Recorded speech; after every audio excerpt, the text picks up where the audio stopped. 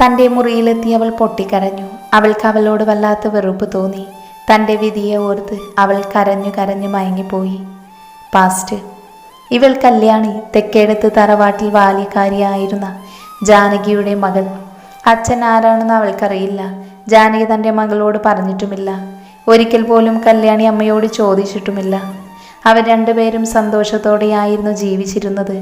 തറവാടിനോട് ചേർന്ന് തന്നെയുള്ളൊരു പഴയ ഓടിട്ട വീട്ടിലാണ് ഇരുവരുടെയും താമസം. ജാനകിക്ക് പണിക്ക് പോകാനും എളുപ്പമായിരുന്നു. അവിടുത്തെ മുത്തശ്ശനുണ്ടായിരുന്ന കാലത്ത് അവർക്ക് കൊടുത്തതാണ് ഈ വീട്. അന്ന് തൊട്ട് ഇന്നേ വരെ അവരോട് വാടക പോലും അവിടെയുള്ളവർ ചോദിക്കാറില്ല. ജാനകി എല്ലാം കണ്ടറിഞ്ഞു ചെയ്യുന്നവളായതുകൊണ്ട് അവിടുത്തെ എല്ലാവർക്കും ഇഷ്ടമായിരുന്നു. സന്തോഷത്തോടെ ജീവിച്ചു പോകുന്ന സമയത്തായിരുന്നു ഒരു ദിവസം ജാനകി കുഴഞ്ഞു വീണത്. അപ്പോൾ തന്നെ ആദിയും വല്യച്ഛനും കൂടി ആശുപത്രിയിലേക്ക് കൊണ്ടുപോയി. കല്യാണി വിവരമറിഞ്ഞ് കോളേജിൽ നിന്നും ആശുപത്രിയിലേക്ക് വന്നു.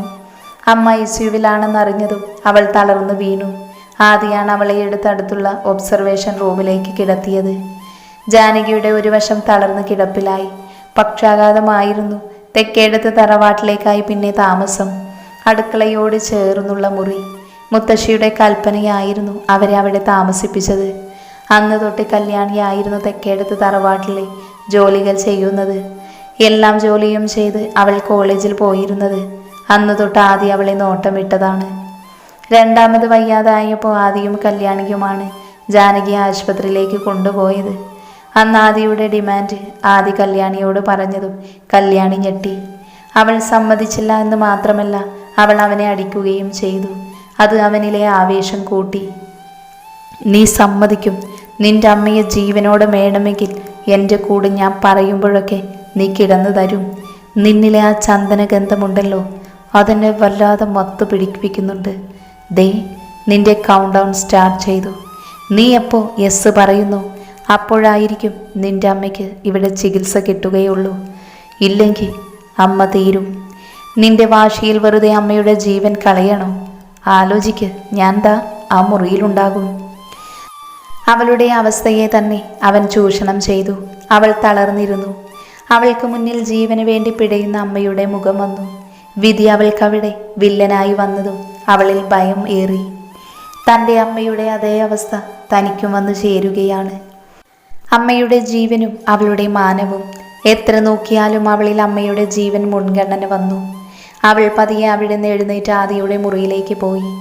അവരുടെ ആശുപത്രിയിലാണ്. അവർ പറയുന്നത് ഡോക്ടേഴ്സ് അനുസരിക്കൂ. അവളുടെ ഇരുമിഴികളും നിറഞ്ഞു. വാതിൽ നോക്ക് ചെയ്യുന്ന ശബ്ദം കേട്ട് അവൻ പുച്ഛച്ചിരിയാലെ ചെന്ന് വാതിൽ തുറന്നു. അവൾ അവന് മുന്നിൽ തൊഴുകയാലെ നിന്നു. മിഴികൾ വാർന്നൊഴുകി. എൻ്റെ അമ്മയെ രക്ഷിക്കണം. ഞാൻ എന്തു വേണേലും ചെയ്യാം, അവൾ ഏങ്ങി പറഞ്ഞു. അവൻ അവളെ നോക്കിക്കൊണ്ട് പറഞ്ഞ കാര്യം കേട്ടതും അവൾ ഞെട്ടി പിന്നോട്ട് നീങ്ങിപ്പോയി. സർ, അത് നോക്കൂ കല്യാണി, ഞാൻ പറഞ്ഞതിലൊരു മാറ്റവുമില്ല. നീ എന്നെ ദാ ഇവിടെ തള്ളിയത് കൊണ്ടാണ് ഇപ്പോൾ ഇങ്ങനെ ചെയ്യേണ്ടി വന്നത്. അവൾ ആദിയെ ദയനീയമായി നോക്കി. അവൻ്റെ മുഖത്തൊരു വിട്ടുവീഴ്ചയും ഉണ്ടായിരുന്നില്ല. പെട്ടെന്നാണ് അവൻ്റെ ഫോൺ റിങ് ചെയ്തത്. അവനത് അവൾക്ക് കാണിച്ചു. ജാനകിയെ നോക്കുന്ന ഡോക്ടറാണ്. അവൻ ഫോൺ എടുത്ത് സ്പീക്കറിലിട്ടു. Sir, she is in a very critical situation, so treatment should be started immediately. അവൻ കല്യാണിയെ നോക്കി. അവൾ ആദിയെ നോക്കി കൈകൾ കൂപ്പി കരഞ്ഞു. താഴേക്കിരുന്നു പോയി. അവൻ ഫോണും കൊണ്ട് അവിടെ നിന്ന് മാറി എന്തൊക്കെയോ സംസാരിച്ച് കല്യാണിയുടെ അടുത്തേക്ക് ചെന്നു. അപ്പോൾ എങ്ങനെയാ കല്യാണി, തുടങ്ങുകയല്ലേ? ഞാൻ അവരോട് ട്രീറ്റ്മെൻറ്റ് സ്റ്റാർട്ട് ചെയ്തോളാൻ പറഞ്ഞിട്ടുണ്ട്.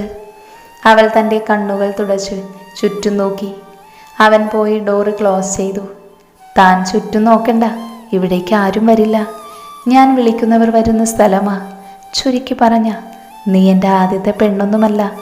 ഇവിടെയുള്ളവരിൽ ചിലരൊക്കെ എൻ്റെ കൂടെ കിടന്നിട്ടുണ്ട്. നിന്നെ പോലെ വരാതിരുന്നവരൊക്കെ വരുത്തിയിട്ടുമുണ്ട്. അത്രയും പറഞ്ഞുകൊണ്ട് അവൻ അവൻ്റെ ഷർട്ടൊക്കെ അഴിച്ച് ചെയറിലേക്കിട്ടു. അവൾ മടിച്ചു നിന്നു. ഇതുവരെ ഇത് അഴിക്കാൻ തുടങ്ങിയില്ലേ? വേഗം ആകട്ടെ, ഇല്ലേലേ ഞാൻ വിളിച്ചു പറയണോ? അവൻ ദേഷ്യപ്പെട്ടതും അവൾ കണ്ണുകൾ അടച്ചു. തൻ്റെ ഡ്രസ്സുകൾ ഓരോന്നായി മാറാൻ തുടങ്ങി. അവൾ അറിയാതെ അതൊക്കെ വീഡിയോ ആകുന്നതുമുണ്ടായിരുന്നു. അവളുടെ കണ്ണുകൾ അടച്ചു പിടിച്ചെങ്കിലും കണ്ണുനീർ ഒലിച്ചിറങ്ങുന്നുണ്ടായിരുന്നു. അവൻ അവളുടെ അരികിലേക്ക് വന്നു. അവളെ ചേർത്ത് പിടിച്ച് ഭ്രാന്തമായി മണത്തു. ആ ചന്ദനഗന്ധം അവനെ ഒരു ഉന്മാദനാക്കി. അവൻ്റെ കൈകൾ അവളുടെ ശരീരത്തിലൂടെ ഇഴഞ്ഞു. അവൾക്ക് വെറുപ്പ് തോന്നി. ശരീരത്തിലൂടെ പുഴുവരിച്ചിറങ്ങും പോലെ അവൻ അവളെ ചുംബിച്ചു. കടിച്ചും വേദനിപ്പിച്ചും കൊണ്ട് അവളിലേക്ക് അമർന്നു. അവൾ തല്ലിയ ദേഷ്യമൊക്കെ അവൻ അവളിലേക്ക് വേദനിപ്പിച്ചുകൊണ്ട് തന്നെ തീർത്തു. ഒരു പാവകണക്കെ അവൾ കട്ടിലിൽ കണ്ണീർ വാർത്ത് കിടന്നു. ഒടുവിൽ അവൻ തളർന്ന് അവളുടെ മാറിലേക്ക് കിടന്നതും അവൾ കണ്ണുകൾ അടച്ചു. So hot and sexy Kalyani, അവൻ അവളുടെ മാറുകളെ നുണഞ്ഞു വിട്ടുകൊണ്ട് പറഞ്ഞു. അവൾ വിങ്ങി പൊട്ടിക്കരഞ്ഞു. ഇവിടെ ഇങ്ങനെ കിടന്നു കരഞ്ഞ് എല്ലാവരെയും അറിയിക്കണോ കല്യാണിക്കുട്ടി? ഡ്രസ്സൊക്കെ മാറ്റി റൂം നമ്പർ 102 പൊക്കോ. അമ്മയെ ഷിഫ്റ്റ് ചെയ്തിട്ടുണ്ട്. പിന്നെ ഇതൊക്കെ ആരോടെങ്കിലും പറഞ്ഞാലേ, നിന്റെ അമ്മയോട് പോലും പറയരുത്. പറഞ്ഞാൽ ദേ ഈ വീഡിയോ അങ്ങ് ലോകമെമ്പാടും കാണും. കേട്ടല്ലോ? ഞാൻ വിളിക്കുമ്പോൾ എനിക്ക് ആസ്വദിക്കണം എന്ന് തോന്നുമ്പോൾ വരണം. വന്നില്ലെങ്കിൽ നീ നിന്റെ അമ്മയെ അങ്ങ് മറന്നേക്ക്. അത്രയും പറഞ്ഞവൻ വാഷ്റൂമിലേക്ക് പോയി. അവൾ തൻ്റെ ഡ്രസ്സൊക്കെ എടുത്തിട്ട് തിരിഞ്ഞതും കണ്ടു ഷീറ്റിലെ ചോരത്തുള്ളികൾ.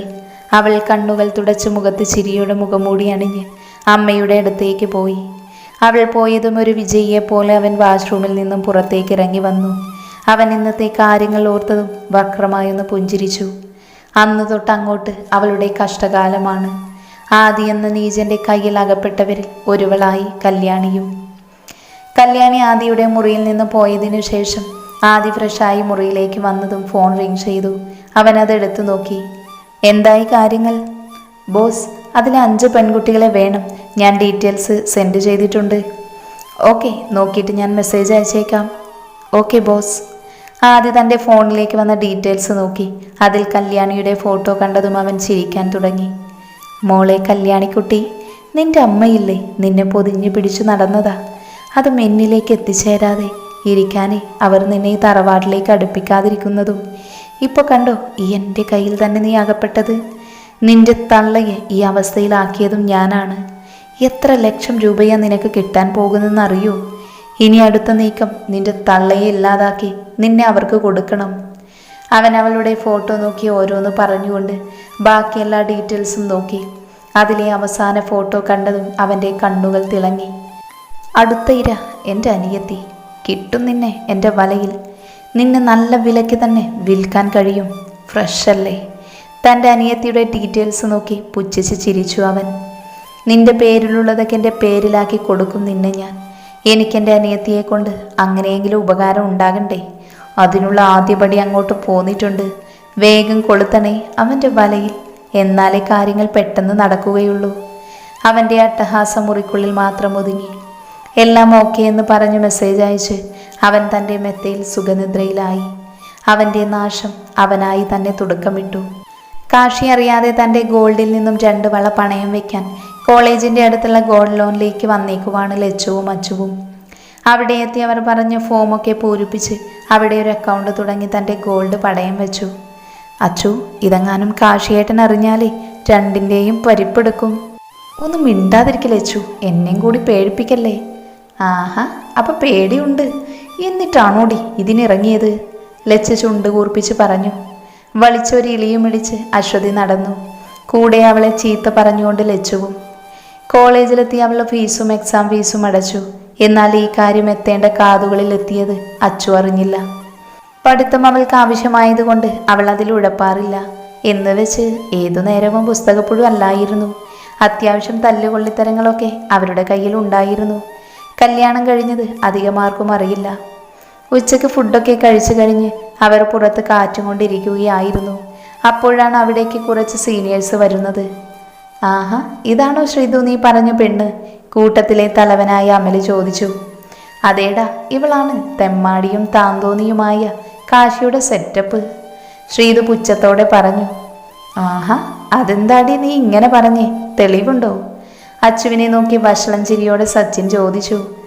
എൻ്റെ കണ്ണാലെ കണ്ടതാ അങ്ങേരുടെ ബുള്ളറ്റിൽ കെട്ടിപ്പിടിച്ച് തൊട്ടുരുമി പോകുന്നത്. ഇവൾ നല്ലോണം ആസ്വദിച്ചു പോകുന്നുണ്ടായിരുന്നു. അവന് വല്ല താല്പര്യമൊന്നും ഉണ്ടായിരുന്നില്ല. ഷേ, നിങ്ങൾ എന്തൊക്കെയാ പറയുന്നേ? ഇവർ കാശിയുടെ ബാക്കി പറയാനും അച്ചു സമ്മതിച്ചില്ല ലച്ചുവിനെ. ഹാ, ബാക്കി പറ മോളെ, എന്ത് നിർത്തിയത്? അമൽ ലച്ചുവിനെ നോക്കി പറഞ്ഞു. ദേ, ഇന്നത്തോടെ നിർത്തിയേക്കണം അവൻ്റെ കൂടെയുള്ള കറക്കം. ഇവൾക്ക് അങ്ങേരെ അസ്ഥിക്ക് പിടിച്ച പ്രേമമാണ്. കേട്ടല്ലോ. അവരെ തന്നെ ദേഷ്യത്തോടെ നോക്കിയിരിക്കുന്നവളെ ചൂണ്ടിക്കാണിച്ചുകൊണ്ട് അവൻ പറഞ്ഞു. നിർത്തിയില്ലെങ്കിൽ? അച്ചുവും വിട്ടുകൊടുക്കാതെ ചോദിച്ചു. നിർത്തിക്കാനേ ഞങ്ങൾക്കറിയാം. ഈ ഗായത്രി അങ്ങേര് മനസ്സിൽ വെച്ചിട്ടുണ്ടെങ്കിൽ എൻ്റെ കിടപ്പറ വരെ എത്തിക്കാനേ എനിക്കറിയാം. അവൻ്റെ നിശ്ചയം മുടക്കാൻ എന്നെ കൊണ്ടായിട്ടുണ്ടെങ്കിൽ നിന്നെ ഒതുക്കാനും എനിക്കറിയാം. ഗായത്രി വീറോടെ പറഞ്ഞതും ലച്ചുവും അച്ചുവും ഞെട്ടി. നിശ്ചയമോ? രണ്ടുപേരും ഒരുപോലെ ചോദിച്ചു.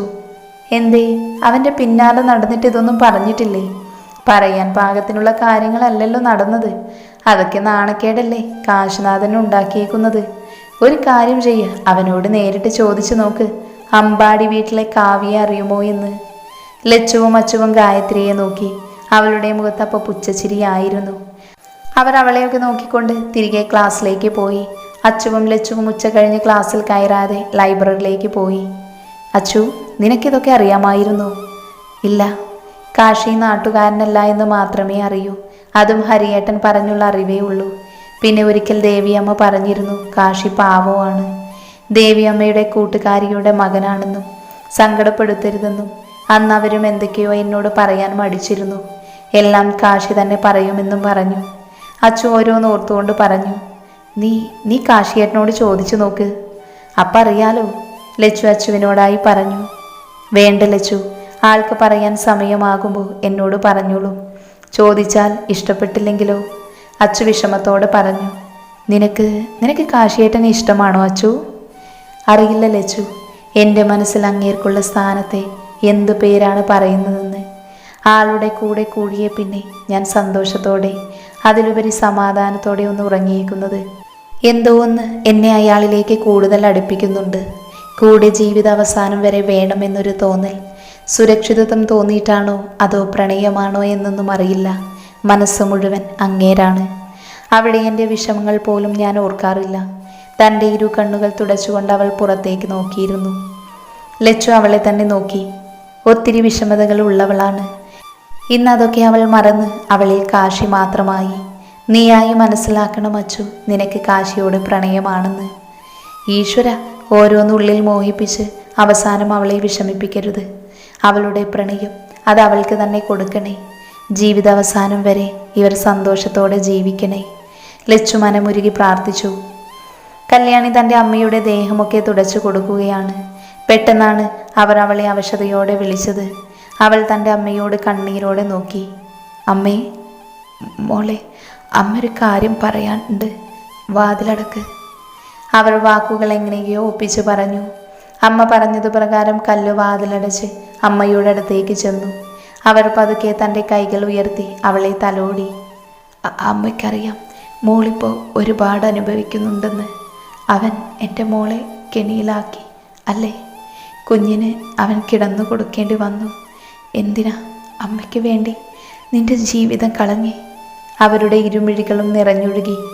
കല്ലു തൻ്റെ അമ്മയുടെ കാലിൽ പിടിച്ചു കരഞ്ഞു. എൻ്റെ അമ്മയെ ജീവനോടെ കണ്ടുകൊണ്ടിരിക്കാൻ വേറെ വഴിയുണ്ടായില്ല. കരയാതെ എന്തായാലും അമ്മ അധിക നാളുണ്ടാവില്ല. അങ്ങനെയൊന്നും പറയില്ലേ അമ്മ, എൻ്റെ ചങ്ക് പിടയുന്നു. അവൾ തൻ്റെ അമ്മയുടെ കയ്യിൽ ചേർത്ത് പിടിച്ചു പറഞ്ഞു. ഞാൻ പറയുന്നത് കേൾക്കൂ കല്ലു.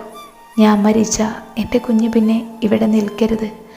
അമ്മ പറയുന്ന സ്ഥലത്ത് പോകണം. വാക്കു താ അമ്മയ്ക്ക്. തൻ്റെ കൈ നീട്ടി അവളിൽ നിന്നും വാക്ക് വാങ്ങി. പിന്നെ പറയുന്ന കാര്യങ്ങൾ കേട്ടതും അവൾ ഞെട്ടി. അവളുടെ മിഴികൾ നിറഞ്ഞു കവിഞ്ഞു. അമ്മ പറയുന്ന ഓരോ കാര്യങ്ങൾ കേൾക്കും തോറും അവളുടെ ശരീരം വിറകൊണ്ടു. ജാനകി പറഞ്ഞു കഴിഞ്ഞതും തൻ്റെ മകളുടെ ഇരുകൈയും കൂട്ടിപ്പിടിച്ചു. മുത്തം കൊടുത്തതും അവരുടെ കൈകൾ അവരിൽ നിന്നും ജാനകിയുടെ ദേഹത്തേക്ക് വീണു. അവൾ ഞെട്ടലോടെ തൻ്റെ അമ്മയെ നോക്കി. ചലനമില്ലാതെ തൻ്റെ അമ്മ കിടക്കുന്നു. അവൾ തൻ്റെ അമ്മയെ തട്ടി വിളിച്ചുകൊണ്ടിരുന്നു. അമ്മേ, അമ്മ എഴുന്നേൽക്കമ്മേ.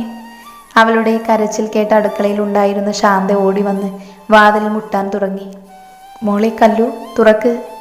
അവൾ അവശതയോടെ വാതിൽ തുറന്നതും ശാന്ത അവളെ നോക്കി. അമ്മ. അവൾ തൻ്റെ അമ്മയെ ചൂണ്ടി വിക്കി പറഞ്ഞതും ശാന്ത പോയി നോക്കി. അപ്പോഴേക്കും വീട്ടിലെ മുത്തശ്ശിയും ശ്രീജയും സുജിതയും ഓടി വന്നു. എന്താ ശാന്തേ? തറവാട്ടമ്മ ചോദിച്ചു.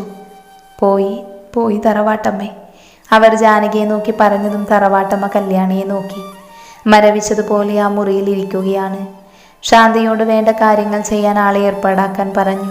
ബോഡി അവരുടെ വീട്ടിലേക്ക് കൊണ്ടുപോകാനും അവിടേക്ക് വേണ്ട കാര്യങ്ങൾ ചെയ്തു കൊടുക്കാനും പറഞ്ഞുകൊണ്ട് അവർ അവിടെ നിന്നും ഇറങ്ങി. ശാന്ത തറവാട്ടമ്മ പറഞ്ഞതുപോലെ കാര്യങ്ങൾ ചെയ്തു. കല്ലുവിനെ അവർ താമസിച്ചിരുന്ന വീട്ടിലേക്ക് കൊണ്ടുപോയി. തറവാട്ടിൽ അവർ കിടന്നിടം വൃത്തിയാക്കിടാൻ ആളെയും ഏർപ്പാടാക്കി. മരവിപ്പോടെ അവൾ തൻ്റെ അമ്മയെ കിടത്തിയിടത്തേക്ക് മാത്രം നോക്കിയിരുന്നു. മറ്റാരും വരുന്നതും പോകുന്നതുമൊന്നും അവൾ അറിയുന്നുണ്ടായിരുന്നില്ല. താനും തൻ്റെ അമ്മയും മാത്രമേ ഉണ്ടായിരുന്നുള്ളൂ. അപ്പോൾ അവൾക്ക് അധികം ആരുമില്ലാത്തത് കൊണ്ട് തന്നെ ഒത്തിരി നേരമൊന്നും ബോഡി വെച്ചില്ല. പൊതുശ്മശാനത്തിലേക്ക് ബോഡി എടുത്തതും കല്ലു ജാനകിയെ കെട്ടിപ്പിടിച്ച് അലറി കരഞ്ഞു. കണ്ടുനിന്നവരുടെയും കണ്ണുകൾ ആ നിമിഷം നിറഞ്ഞു. അവളെ ചേർത്ത് പിടിച്ച് ശാന്ത പൊതുശ്മശാനത്തിലേക്ക് കൊണ്ടുപോയി. ചിതയ്ക്ക് കൊള്ളിവെക്കാൻ അവളെ ഉണ്ടായിരുന്നുള്ളൂ ജാനകിക്ക്. ചിതയ്ക്ക് കൊള്ളിവെച്ച ശാന്ത അവളെ മാറ്റി നിർത്തിയതും കല്ലു ബോധരഹിതയായി അവരുടെ മേലേക്ക് വീണു.